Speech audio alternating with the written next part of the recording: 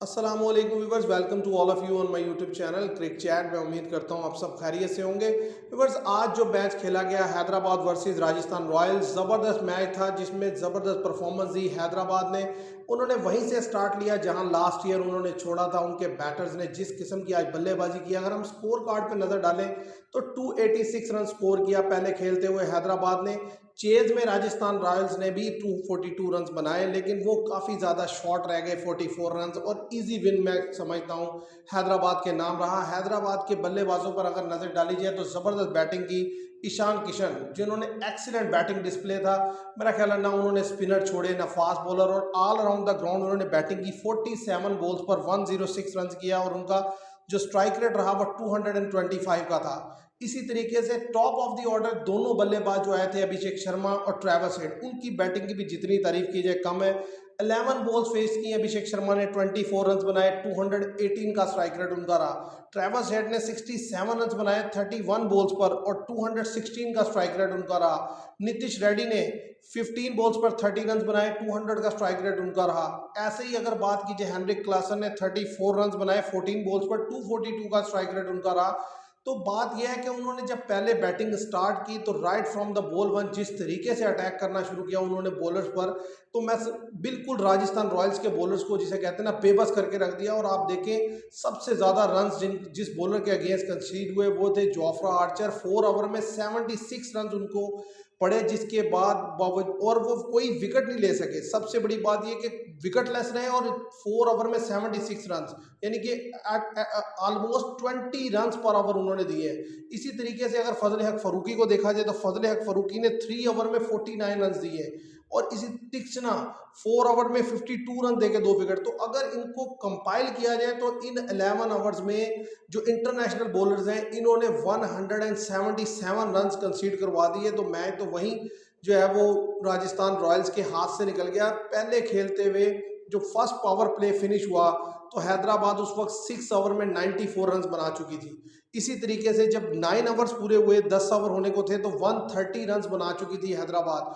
तो बात यह है कि जब कोई टीम इस लिहाज से बैटिंग करे और जिसके टॉप ऑर्डर के चारों पांचों बल्लेबाज इस किस्म की बैटिंग से माइंडसेट से आए कि वो सामने वाले को बिल्कुल उड़ा के रखते हैं, तो फिर आपके पास कोई चारा बचता नहीं है। आप देखें कि 6 ओवर में जब 100 रन लग जाएगा और 10 ओवर होने से पहले 130 हो जाएगा और 18 ओवर में 260 रन बोर्ड पर लगा होगा, तो सामने वाली टीम कितना भी अच्छा खेले उसने 40-50 रन शॉर्ट रह ही जाना है। और यही हालत हुई राजस्थान रॉयल्स की। राजस्थान रॉयल्स की तरफ से कोई भी बॉलर खातिर का बॉल नहीं कर सका। आप देखें तीनों इंटरनेशनल बॉलर्स की जिस किस्म से पिटाई हुई है, खासतौर पर जोफ्रा आर्चर तो बहुत ही ज़्यादा एक्सपेंसिव रहे। 4 ओवर में 76 रन उनको बल लग गया।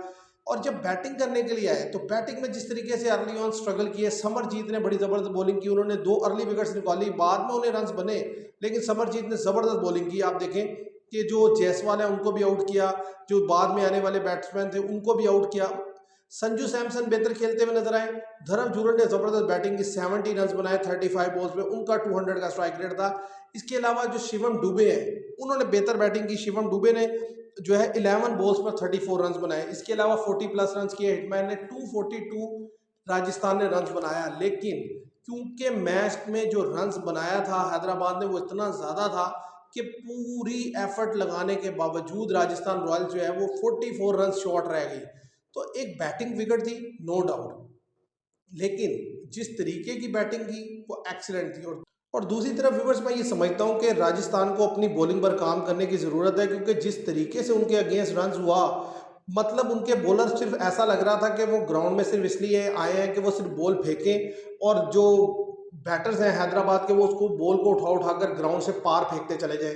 कोई बॉलर खातिर का गेंद नहीं कर सका। तो इसके ऊपर उनको वर्किंग करनी होगी, अपना कॉम्बिनेशन डेवलप करना होगा। और दूसरी चीज़ जिस पर मुझे एतराज़ है वो राजस्थान रॉयल्स की, वो ये कैप्टनसी पे रहा है। वो ये कि संजू सैमसन को ये चाहिए था कि जब विकेट्स गिरे तो नीतीश राणा और रेहान पराग को भेजा, और हिटमायर इनको ऊपर आना चाहिए, क्योंकि ये ज़्यादा तेज़ खेलने वाले प्लेयर हैं। आप कहा था, आप देखें पहले 15 ओवर के ही अगर हम कंपैरिजन ड्रॉ कर लें, या पहले जस्ट हम पावर प्ले का अगर कंपैरिजन ड्रॉ करें, तो 6 ओवर में जो रन्स बनाया है हैदराबाद ने वो बनाया 94, और राजस्थान रॉयल्स फर्स्ट 6 ओवर में 77 रन बना सकी।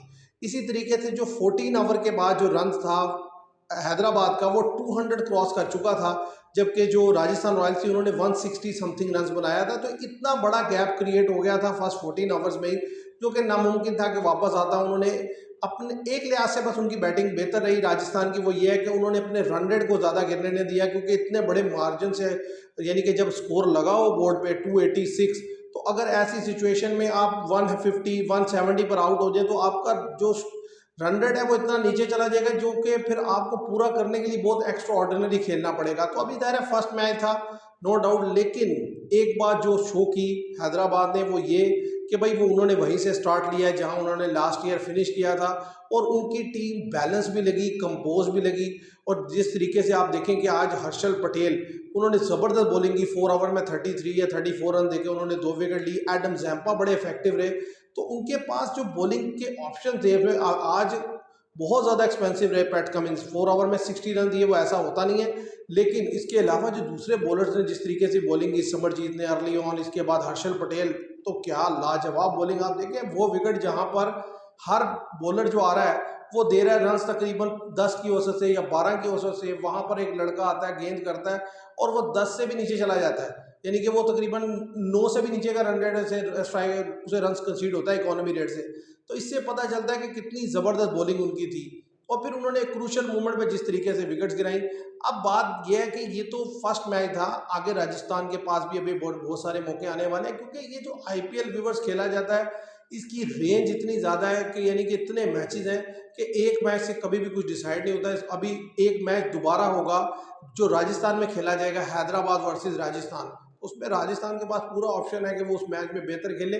लेकिन मुझे जिस चीज़ की कमी नज़र आई राजस्थान की बॉलिंग में, वो स्पिन डिपार्टमेंट है।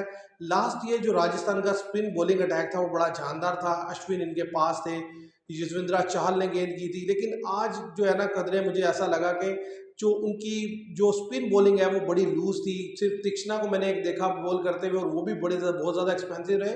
और इंडियन बॉलर्स ने, जो एक्सपीरियंस बॉलर है यानी कि जो इंटरनेशनल बॉलर्स हैं, उनके मुकाबले में बहुत बेहतर गेंद की। तुषार देश पांडे ने बेहतर बॉलिंग की, 3 विकेट्स भी लेकर गए।